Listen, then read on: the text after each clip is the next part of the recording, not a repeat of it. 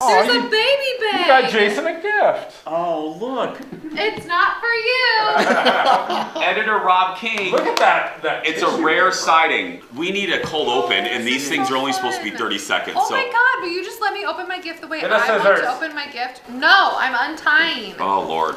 You impatient animals. 4 hours later. Look how cute this is. Look. Look at the little slippers. These are so cute. Look at that. Look at Rob showing us all up. None of us have gotten her anything yet. Yeah. Whatever. Oh my good. Language. Roll the open. Here we go. Let's make it a good day. You're a tiger. Give it up for Debbie Gibson, everyone. We do it our own way. Yes! I'm gonna start crying and laughing so hard. I did not do that. Now, here's Jason.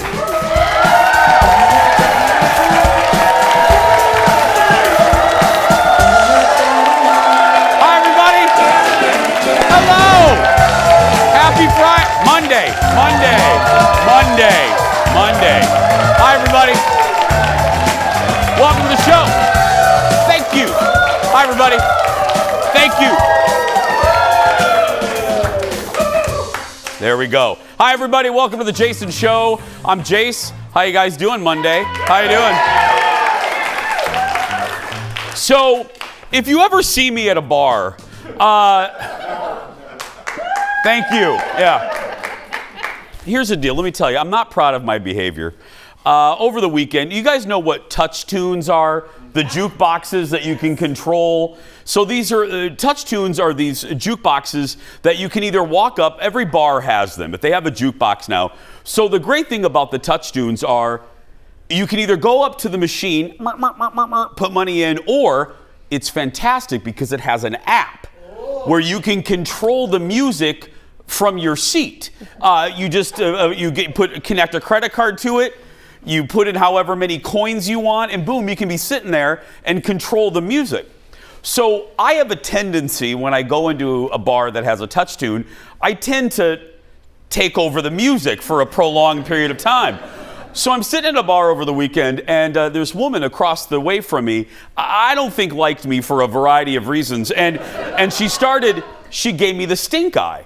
And she's looking at me, and the irony, let me just stop the story and say this, the irony was she had a t-shirt that said Happy Lady on it. And I thought, so I'm watching her, and it's like a showdown. It's like a Clint Eastwood movie. She's looking at me, I'm looking at her, and she sees me on the phone, and she's noticing a theme with the music that we're playing. A little gay. You know, I mean, it's all like, you know, Madonna and Cher. And so I see her whispering to her husband, and then her husband gets up and has $40 in his hand and goes to put the 40 into the touch tune machine. So as he's doing it the old-fashioned way, I get on my phone and I load up that touch tune with Gypsies, Tramps, and Thieves, If I Can Turn Back Time. I did the Priscilla Queen of the Desert soundtrack. I did Liza Minnelli. I threw in some Barbara Streisand. I mean, I did. So, and then all of a sudden, she leapfrogged one of my songs. Because if you can spend extra coins to leapfrog. So then it was a little like Oak Ridge Boys. So then I went in, so then I skipped her song, and I'm sitting there, and again, it's like Clint Eastwood movie. So then I did Gloria by Laura Branigan. They left the bar, yeah. So the moral of the story is if you see me at a bar, get your money ready. Get your money ready. Let's get started, everybody. It's time for the hot dish, or time for the show. Not the hot dish yet, yeah. Oof. Yeah, that's the moral. Be careful. Friends, say hello to the sidekick sister, Kendall Mark, everybody. How you doing? I'm great. You look great. Thanks. It's a rental. Yeah, you look great. Woo! I'm loving, because what's with the company? Tell folks, the company that you rent it. I've been using Rent the Runway because I don't want to buy a bunch of maternity clothes and I have to look fancy every day. Yeah. So, hey, Well, let's rent them. You look beautiful. Thanks. You have a good weekend? We got a lot of baby stuff done. That A lot was of baby good. stuff. A lot of baby stuff done. We saw in the cold open there, editor Rob King showing us all up, buying the first gift for you. I know. Thanks, Rob. Do you remember producer Ted? Do you remember him? Yeah, right. Rings a Remember bell. him? He Rings a left bell. on Friday. We had a big, him. big Yep. extravaganza. And this is no joke, audience. I thought it would be funny. So he cleaned out his desk on Friday. And then executive producer Jeff, hand to Oprah, had to go in over the weekend and physically clean Ted's desk. Because gross. it was so disgusting. And yeah, it was so gross. So it was really gross. Theodore left it beautiful. And Theodore left behind a few things. He took a lot of stuff, some mementos, a Jason Show mug, but he did leave behind some interesting things from his years at the show. And I thought I would show two in particular. Let's start with this one. This was given to him by a viewer years ago. Here it is. Now this looks like a beautiful sparkly pillow, doesn't it? Just like, yeah. Nice and shimmery. Other way. Other way. We're going to get this. Nicolas Cage. There we go. As a cat. Nicolas Cage as a cat. There we go. Right there. We don't get it Eric either. gave it to him. Photographer Eric gave him. And now photographer Eric also gave him this. Oh, this and I don't is know so why gross. he would leave this. Shave and play Barbie. Right there. Right there. Yeah. Now, why in the world would he not take this to Columbia? I don't know. But by the end of the show, we're going to be giving this away to one of our audience members. That's right, Shave and Play Barbie. Does it hurt Eric? That lady right there in the red, we're going to give it to her. Does it hurt his feelings that he didn't take your Eric gift? does't care, no. Let's get started, everybody. It's time for the hot dish. Roll it, Leo. Here we go.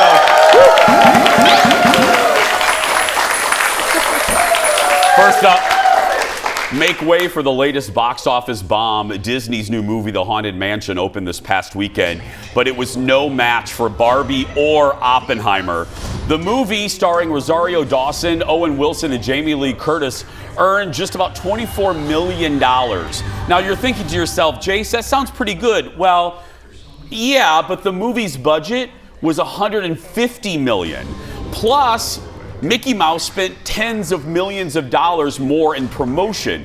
Meanwhile, Barbie continues to make bank. It earned another $93 million this weekend. Yeah, making it one of the best second weekends of all time, like ever.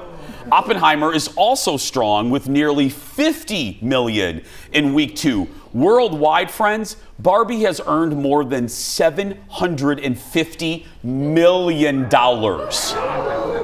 That's just, I mean, I'm going to say it again. This, to me, is a sign that we, the movie-going public, we don't want 18 sequels anymore. We don't want, and I love superhero movies. We've had enough for a while. It's like singing competition shows. You know, we had American Idol, and then it was like a Mugwai. Yeah. We dumped water on it, and there's 14 million other shows. It's a Gremlins reference. But if you give us good original movies, we will come to the theaters. That's what's wrong with Haunted Mansion.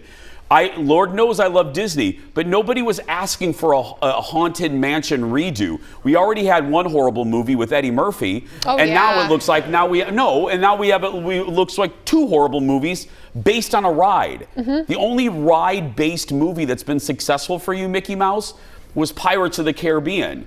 Nobody's clamoring for this, so be better, Mickey. Be better, for heaven's sake. Yeah. And it's July.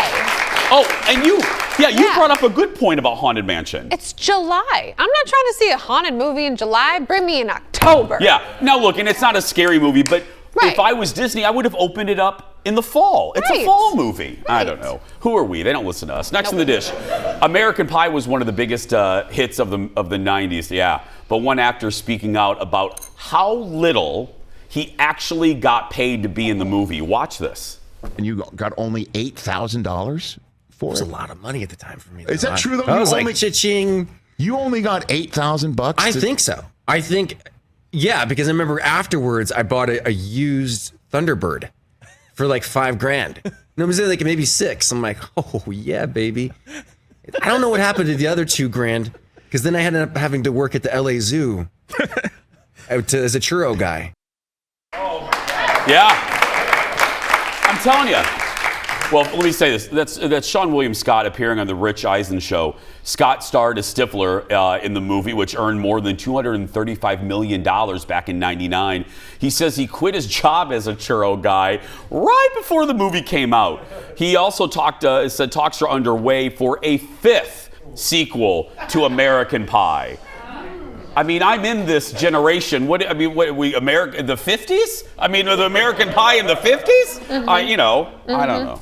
Stifler was Stifler and Stifler's mom is a joke still. To people who have never even seen the movie, you've heard the phrase like, oh, Stifler's mom. Yeah, you know what I mean? it got into the lexicon. We're going to hear so many more of those stories like that because of the writer's strike. Right. We're now going to know how much these people that were in smaller roles, how much they really got paid. Because I think, and I'm guilty of it too, when you see people in a movie or television, you just immediately assume, oh, they're millionaires. And that's not the case, and we're going to be hearing more and more of these stories. We have a lot more to come. Go get some more coffee. We'll be back after this.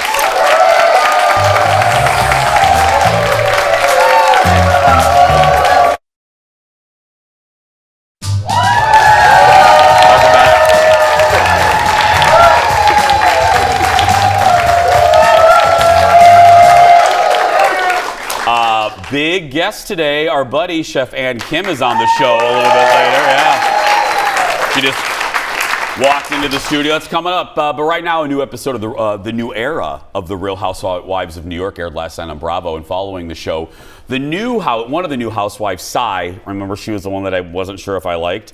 Well, she doesn't. Anyway, was on Watch What Happens Live, and she was asked about claiming that former New York housewife Ramona was rude to her. Andy had receipts. Look at this. Did you hear from her? No, I did not. I think Ramona's living in her own world. I mean, I did. Press. I heard from her. Oh, really? Spill the tea. She sent me some receipts. You two texted after. I didn't text. Okay. I did not text. You two she texted DM. me. Okay, but you had a nice exchange. Oh no, no. Which she felt. Bring it on, honey. Keep a receipt. That's she another rule. felt Keep that a the receipt. exchange revealed that that it was okay. Maybe if anything, I was being nice. Okay. Let's see what we have to say. Let me bring it up right here. As we can see, yes, it says "nice to meet you," and then it's just left you on red. Right. Oh. It's just left you on red. There is no me replying to anything else. Okay. Yes. It's here. Well, yeah, that doesn't prove anything. Sai said that she told Ramona, nice to meet you. But then the problem was, then Sai goes on the air and says that Ramona was rude to her. And look, we can all believe Ramona can be rude to people, but there's no need to make it up. Time to serve up some hot dish all the way from Hollywood. Joining us now is Charlie from TMZ. Hi, Charlie. Hey guys, how's it going over there? First up, oh gosh, this story is everywhere. Cardi B was performing in Vegas and fought back after someone, because this is the new trend by morons, someone threw a drink at her. What happened? Yeah, Cardi B popped off on a fan in the crowd. Basically, this was at Dre's in Vegas, very popular beach club out there. Place was packed, Cardi was on stage, and at one point, a fan that was very close threw her drink all over Cardi. Cardi did not like that at all, threw the mic back, as you can see in this video, and actually had very good aim because she hit the girl that threw the drink at her. But you guys, I have some breaking news for you guys right now. We are just about to post some videos. Right before this happened, Cardi actually encouraged the crowd to throw water at her because it was really hot in Vegas. And she was telling everyone, throw water at me, I'm sweating, I'm dying up here. So it seems like this fan was actually doing what she wanted. However, it doesn't look like this is water in this girl's drink. It might be some kind of cocktail. Which, by the way, if you've ever been to Vegas, the cocktails there are like $25. Yeah. So what a waste. I was like, how dare you waste a vodka soda? But I mean, Yeah. Okay, But still developing, trying to figure out what happened here. Next, you're learning more about Britney Spears and her kids because, I mean, they're getting ready to move to Hawaii without her. What's happening? Yeah, so her two sons, Jaden and Sean Preston, are moving to Hawaii with their dad, Kevin, tomorrow. And we are told Britney still hasn't seen her boys. Remember, her and her sons kind of have like a very, there's a rift in their relationship. She hasn't seen them for about over a year. And she had approved in the court that Kevin wanted to move to Hawaii with the son. She approved that. So she knows they're leaving, but we're told they still haven't met up. And Kevin has been encouraging the boys to see their mom before they leave, but it doesn't look like that's happening, which is kind of sad. It's so sad. I don't like that at all. I wish that could be fixed. Finally, something lighter. So Harry Styles goes on vacation. And paparazzi was there. They caught a photo. And fans noticed in those pictures, he has a new tattoo on his leg. And the tattoo has something interesting written on it. What's the deal? The tattoo says Olivia, like his ex, Olivia Wilde. So, of course, people were going nuts about this. Don't get a tattoo of your ex's name. But here's the thing. We did some digging. And like you said, Jason, it doesn't look like this is like an old tattoo. Looks like it's kind of like a newer thing, which would make sense because he dated Olivia Wilde for about a year. But it could be something else. Back in 2015, One Direction did have a song that was called Olivia, not related to Olivia Wilde. So it's possible that maybe it's from that, but it's probably the latter. No. It's weird. Don't you? Anyway. Charlie, good to see you. Have a good week. Thank you. You too. Happy Monday. More of these stories, TMZ.com. This is why, as just a general rule, don't get boyfriends and girlfriends' names tattooed on you. You know what I mean? Especially when you're young. Why are you looking at me like that? I've never done anything like that. Oh yeah, Jordan's name is like on my back somewhere. What?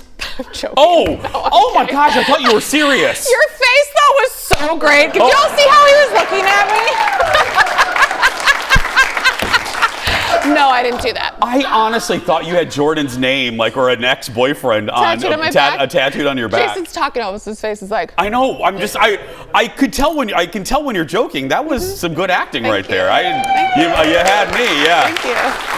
But no, don't get names. Don't get people's names. And then people were like, oh, and then I drew just like a porcupine over it because I didn't know what to do. Yeah. Up with them. Or a little snake or something. Yeah. Anyway, more dish for you now. One of my all-time favorites popped up on CBS Sunday Morning this weekend.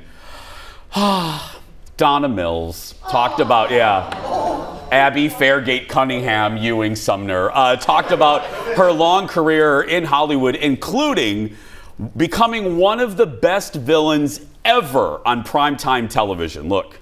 Her turn as the ruthless, husband-stealing Abby Cunningham. Oh, well, who is this? Made her famous. I'm not coming between you two, am I? And infamous. Even if something did happen, it wouldn't be the end of the world, would it?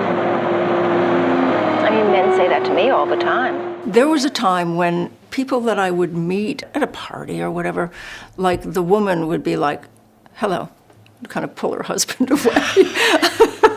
Don't steal my husband. Oh, yeah. Don't steal my husband. So, Donna admitted to having no clue what Knots Landing was when she signed on to join the show in season 2. She thought it was a show with Andy Griffith and a boat. Yes. And Don Knotts. She honestly thought. And she also talked, the reason you might be hearing your friends talk about her, even if they're younger and don't know what Knots Landing is, they're talking about the interview because Donna talked about age and sticking around for as long as possible. Watch this. You are 82? Mm-hmm. How do you look like this? How do you stay healthy and looking the way you do? Oh, it's hard. It takes me hours to get ready. No. Do you have aches and pains and? Oh God, yes. You just have to get past that. You just have to say, I'm going to do it anyway. The hard part is that you know it's the last chapter. And I don't want to go away. So I'm hanging on as long as I can. As she should. We talk, Kendall, you know what I'm going to say. We talk about this a lot on the show. It's a theme that we like, especially because we're all getting older. Women and people that redefine eras. I always talk about Jane Fonda redefining what 70 is. Now we can add to my list Donna Mills. Again, if you were making coffee or you went to make breakfast, that's 82. Donna Mills is 82 years old, which is amazing.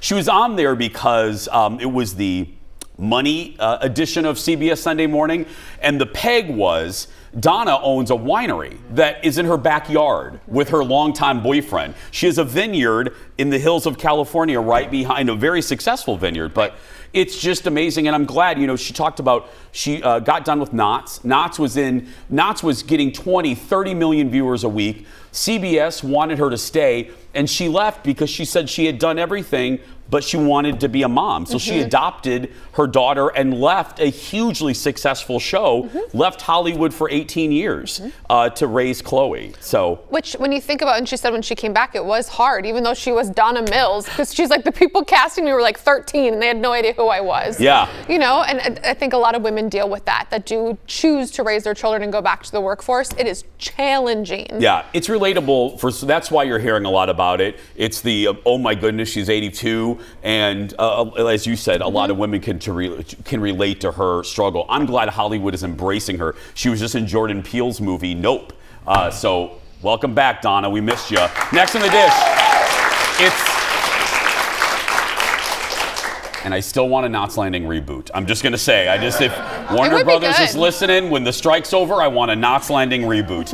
Next on the dish, it's almost time to head back to the drama-filled newsroom of the morning show. The Apple TV Plus hit is back for season 3, and we're getting our first look at what to expect. Let's watch this.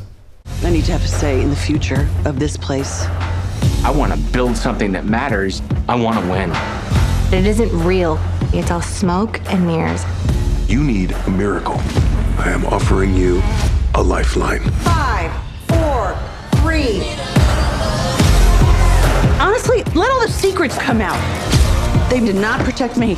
They didn't protect you, but I did.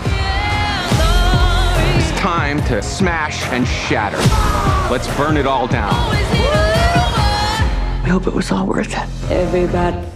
Wow.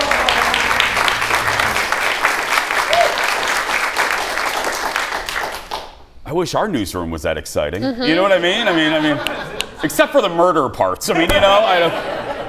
Just saying. Be a little intense. It'll be a little intense. Jennifer Aniston and Reese Witherspoon return as dueling TV anchors on the hit show Jon Hamm. Did you see Jon? Yeah. He's joining the cast for season 3. The morning show returns to Apple TV Plus on September 13th. But hoard it. Don't watch out, because we're going to run out of TV come like in November. So squirrel it away for 2024, because we ain't got nothing next year. We have something right now. When we come back, Ann, Kim, and more. Stay with us. Back in a moment. Coming up in just a few minutes, Chef Ann Kim returns to the Jason Show kitchen. What's it like running several restaurants, working in the Netflix restaurant, and, doing 400 other things? She'll join us live in just a little bit. Then, more of our baby class. When we return.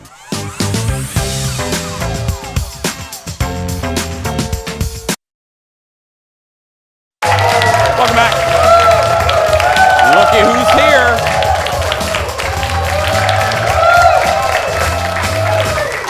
Our next guest is the woman behind some of the most delicious pizzas you'll ever eat. I don't care what city you're in. Fans around the world saw her talents on the hugely popular Netflix show and her hugely popular episode of Chef's Table. Look.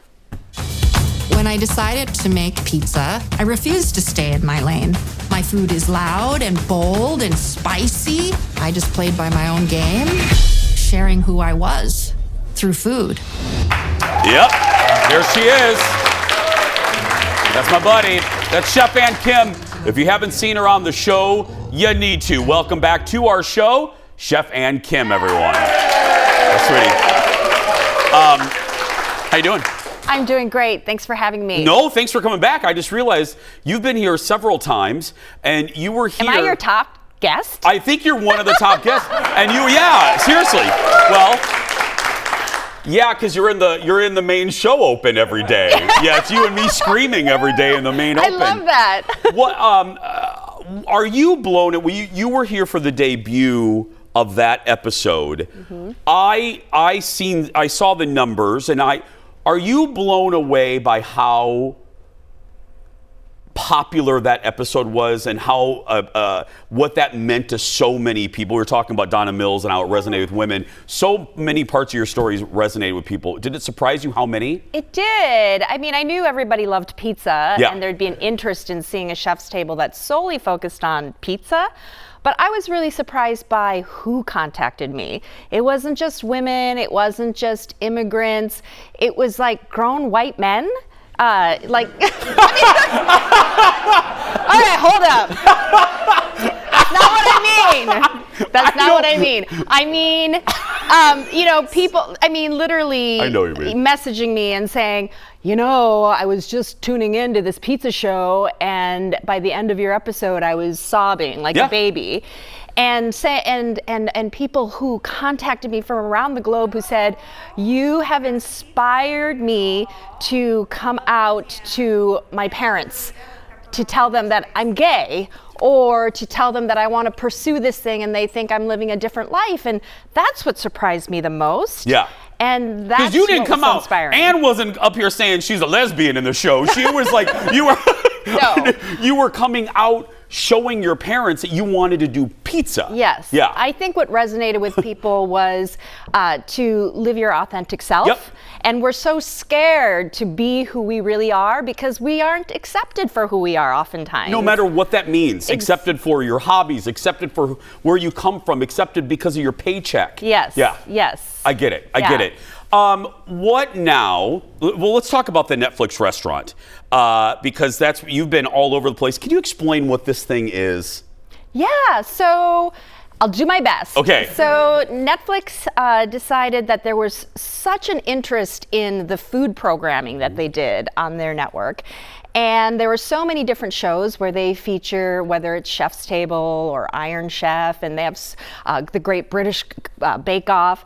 And so the guests, basically people who were watching the show, wanted to be able to taste the food that these chefs were making, and they can't travel. Here it is right here. Yeah, so they can't travel all around the globe to get to me. So they thought, what if we put 7 chefs together and created a pop-up restaurant for 3 months where guests in LA could come and have a little flavor of the 7 chefs. So I'm one of them that's featured. Is it fun? Yes, it is fun. So there are chefs like Dominique Crenn and Rodney Scott, who does barbecue, and Ming Tsai, and Curtis Stone, and we all do very, very different styles of cooking. So at first I was like, what? How is a restaurant gonna happen? But they made it happen. So there's an appetizer section, an entree section, and a dessert section, and I have my own pizza section. And they put in a big wood-fired oven. Because I'm thinking of the kitchen mechanics, as I'm sure you were too, of how are they going to do? That's a lot of grills. It's a lot of work. Yeah. The team that's doing this is incredible because it's not just a one-day pop-up. It is literally a restaurant for 3 months. So the back of house, front of house, the whole production team has been incredible because opening up a restaurant, is hard work as it is, but to say we're opening one for 3 months and to create that team, they've been incredible. What? Yeah. Okay. Let me ask you a version of a popular question. As I said, you've been here. You were here when you had the 4 restaurants and now 5. And then you became a big-time Netflix star. And then you won a James Beard. And now you're known around the globe. What do you wish you could go back and tell Ann Kim from like 5 years ago when you weren't one of the most, and don't be humble, one of the most popular and well-known chefs in the country? What do you wish you could go back and say, I learned this lesson. What do you wish you could go tell her? Oh man, that's a great question. Because there's a lot of crap that comes with the fame and the celebrity and the being known. There's a lot of fun stuff and there's a lot of hard work. What do you wish you could tell her 5 years ago? You know, what I wish I could tell her is what I want to tell all other young girls, boys, anyone out there that's struggling with who they are, to say it's going to be okay. Be you, do you. It's all going to be all right. Yeah. Because we have 1 minute. Because I think it's worth repeating. I know Ann personally, but one of the things I always remember about you is your first appearance here, where you were going to open a sandwich shop, right? Jimmy John's. Jimmy I was John's. going to buy a franchise. No, seriously. That's why I want her to repeat the story, because it's so inspirational. And everyone was like, you got to do this. Yes. I mean, I was that close to signing a contract. We had a lawyer review the documents, and the lawyer said, you know, you spent more time in this meeting talking about this vision you have for this small neighborhood pizzeria than opening up a franchise. Your passion is there. Go do that. And that changed my life. That changed the course of my life. Yeah, but scary. I wanted you to repeat it because that goes with what you said. That's jumping off a cliff. Oh yeah, because Jimmy John's, the playbook was written. All I had to do was follow it. Safer bet. Doing something completely different on your own is scary. You feel vulnerable. You feel exposed. But I'm so glad I did it. Because here I am today. Higher risk, higher reward. Yes, absolutely. And that's why I always say that it's okay to be scared, but ask yourself why and what's the worst possible thing that could happen. That it doesn't work out, then you pick yourself up and you just get back on it. Yeah. I mean, to try something new. And you open an Arby's. More with Chef Ann Kim after the break. We are obviously making food next. Stay with us. You open a Subway.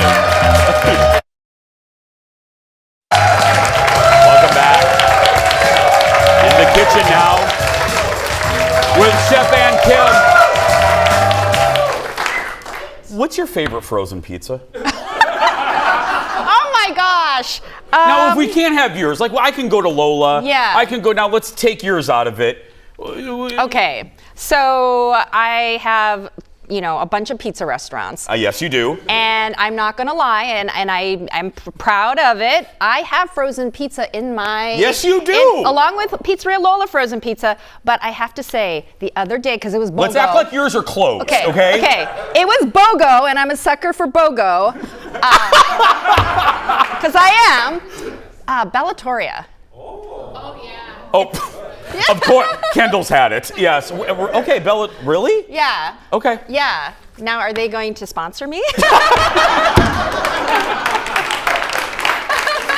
That's why Ann is who she is. That's right. If you're watching, go to her socials. Okay, what are we making? Okay, so a lot of people don't know, but Young Joni is open for brunch now. Oh. Yeah. I don't like to pick favorites, but Young Joni's my favorite of your children, of your five. I love Thank you. Well, Young Joni opened for brunch not too long ago, and we want to get the word out because it's really special. Yeah. So we do have the pizzas on the menu, but we have some really unique things that might be a little different from your typical brunch. Okay. So the one thing that I'm going to show you is something that's really near and dear to my heart, and it's called juk. And juk means juk with a J. Yeah. Juk. Yeah, that's a Korean version of rice porridge or congee. Oh. And so what this is jasmine rice, which we've infused with lemongrass and all these aromatics, and we cook it down to like a porridge. Okay. And then it's served boiling hot in a stone bowl. This is like a traditional Korean stone bowl. And then we add some of our Korean marinated braised short rib, which is just delicious and has a little kick to it. You could stop there. I'm in. Okay. And then because it's brunch and everybody loves eggs, we do a really soft poached egg. Oh. Yes, people, look at that gorgeous thing. Did you eat a version of this as a child? Because that's everything. I mean, even the name. did. If you guys didn't know that, even the name is family. But yes. I did. This is something my grandmother immigrated with us when we came here to the country, because both my parents worked graveyard shifts. And so she took care of us and really did most of the cooking when I was young. Yeah. And this is something she would make for us for breakfast before we went off to school. I wanted like Cheerios and all the shit. And, you know, I hated that this is what I was eating, but it nourished me throughout the day. And honestly, it's the best thing you could possibly have. It's good for you. It warms your soul, your tummy, your heart. It's full of protein, which protein is big. What are those? Oh, these are garlic chips. Yeah. Oh, yeah. Yeah, don't go kissing Kendall or anything afterwards. I apologize to the audience in a little bit when I take a picture with them, but yeah. Oh, and those are good. So basically, I top it with short ribs, some house-made chili crisp, which adds a little spice, the egg, a little scallion, and crispy chili. And then it's served piping hot and brought to your table, and you just mix everything together. Oh. Yeah. Okay, now I've been staring at that. Yeah. Is that an Ann Kim version of a bagel? What is? No, this is what we call like a Jerusalem style bagel. So it's very similar to a regular bagel, but they're thinner and have a little bit different texture from what we know. So like bagels are very personal, just like pizza. Yeah. Everybody has their favorite kind. And so we put a little sesame on it, and then we serve it with a whitefish dip with a little olive tapenade, some herb oil, some cucumber, mint, and parsley and shallots. And you just mix that, and you break off a piece of the bagel and smear the whitefish dip on it. It's really good. Yeah. And then also you mentioned but you can get the pizzas as well during You brunch? can. You can. Do you have like a breakfast? Did you Yes, make we Of course do. you made a new pizza. We have, yeah. I didn't want to bring that because there's like an egg on it. Yeah, no. But there's like maple sausage and egg and like a little bit of sage, and it's delicious. It's like a breakfast sandwich pizza extravaganza. Yeah, I know. Jeff is rapping me, and all I'm thinking about is the pizza. I'm just thinking about it. Come this weekend. Give it up for Chef Ann Kim. If you're in the Twin Cities, check out her 5 restaurants. If you're watching in Seattle and Chicago, come visit us. Pizzeria Lola, Young Joni, Hello Pizza, Suki Mimi, and Kindred Hearth by the Vikings training camp. Yeah. Follow Ann on Instagram, Ann Be Cool with a K. Ann Kim, everybody. We'll be right back in a moment. Thank you, love. Thank you. Thank you so much. Thank you, honey. I appreciate you being here. Welcome back.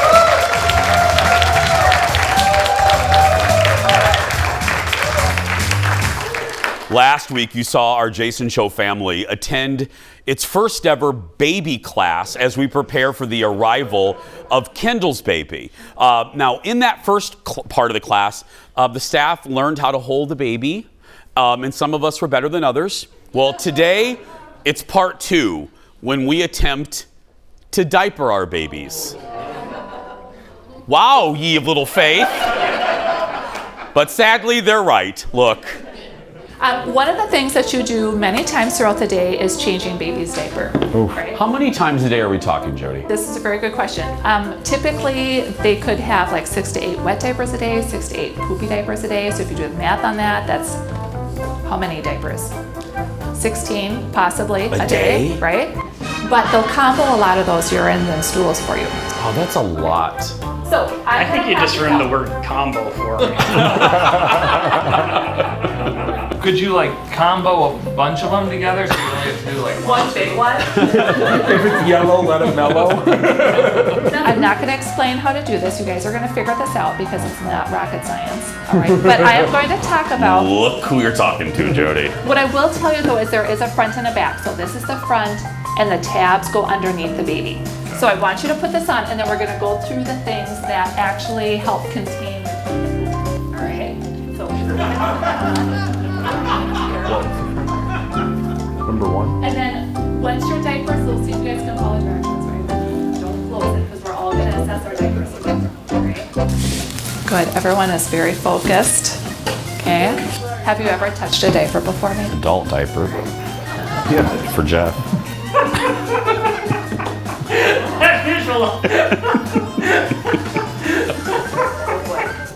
Hurry up. What's taking you so long? Well, my baby's a little puppy. Wait a minute. Oh, I went the other way. Ted, is yours on? No, Maybe you're right. I don't know. Are we supposed to tape them? Yeah. Or are we? Oh. Take it, now real tight. Okay. No, that's not tight enough, okay. Okay, everyone's got their diapers on. How snug is your diaper? My diaper, the tabs are touchy. Okay, tabs are touchy. It should feel pretty snug. Girl, yours is, yours is all leaking on you. Okay. Jesus looks good. Thank you. That looks good. Perfect. Ted, your Awesome. moments Good for job. getting peed All right. on. Now, the other thing Don't put that his head. right away what they would have is this umbilical cord stump. Okay, so this is right after birth. Did you say stump? That's the official name for that. Isn't that funny? Umbilical cord stump. So right Don't you after remember the birth, Sex it and the has City where this it thick, fell like, off? cord. There's your belly button. Where you're gonna go. And so when you're at home with your They baby, just came out with a regular you're waiting belly for this umbilical. So this is meant to accommodate that little umbilical cord stump. So Word cord stump. that is going to create a little pocket to collect any urine or stool, even after that cord stump falls off. And then when you're changing your baby's diapers, you make up some kind of fun song because this is quality time with them. You're helping your baby's brain development and like changing their diaper at the same time. So you're saying, dirty diaper going off, going off, going off. My loneliness is killing me.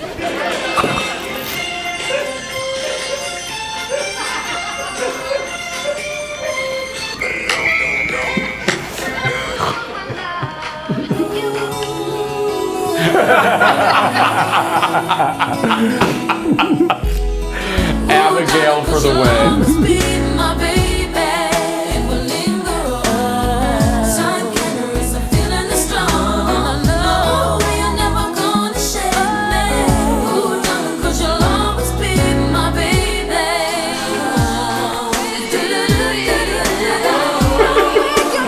Is that your Christmas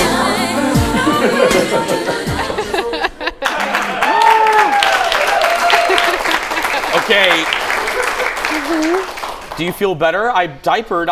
Do you feel better about me ever babysitting? I think my favorite part was you going, what about the umbilical cord stump? I didn't like that word. I didn't like her using the word stump. Thanks again to the team at Alma Parenting. Head to almaparenting.com for more information. We have a part 3 coming, believe me. We'll be right back. Back in a moment. Stay with us. I was pretty good at that one. Welcome back. Welcome back. It is time for the world's shortest segment. Just when you thought we'd reached peak pickle, get ready. Disney just unveiled a pickle milkshake on its Disney Eats Instagram page. It will be available at the Brewing Lab at the Odyssey, which is at Epcot. It's part of the Epcot International Food and Wine Fest. The shake is described as creamy and sweet with dill and pickling spice flavors. You can enjoy the shake through the end of the festival. That runs through November 18th. When I eat that, I'll let you know how gross it is. We'll be right back. Back in a moment. Yeah.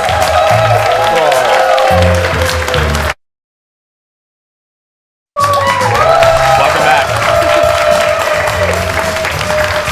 We have tickets available for Thursday. Get tickets. Go to eventbrite.com and search The Jason Show. It's time for the surprise goodbye. You know how this works. We don't know what's in the segment until right now. Today, crazy video out of New York. Let's look at this together. An amusement park ride at Rye Playland malfunctions and is stuck spinning backwards. Witnesses say it went on for 10 minutes. In the video, you see people telling riders to calm down and trying to get the staff's attention.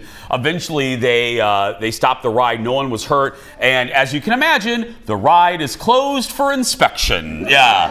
Lawsuit! Look, this is no offense to my good carnival people and good fair people. I will not ride I only like rides that Mickey Mouse is involved in. No. I would just be dead. Well, yeah, right now this would not end well for you. Or the person in front of me. Yeah, no. Tomorrow, one of our most popular guests of the summer returns, and this blew us away. Emily from the Snake Discovery Center is back with a bunch of new slithering creatures. Tickets are still available. You can get tickets to that too. But right now, that's going to do it for us. If you're watching and you're a kid that's being bullied, go out there and be yourself because nobody can tell you you're doing it wrong. Thanks to this audience. Thanks to you. Have a good day, everybody. We'll see you tomorrow. Woo!